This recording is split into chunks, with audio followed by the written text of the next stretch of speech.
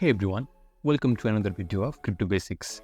In this video, I'm going to show you the step-by-step process on how to download CoinZoom app on your Android device.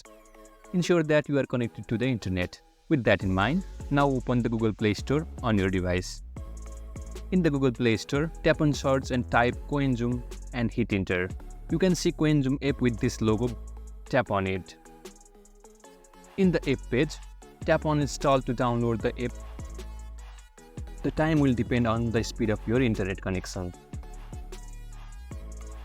Once the app is installed, tap on open to open it.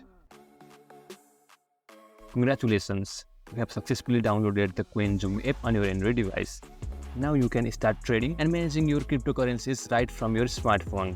And that's it for this video. If you found this video helpful, please give it a thumbs up and don't forget to subscribe to Crypto Basics for more videos like this.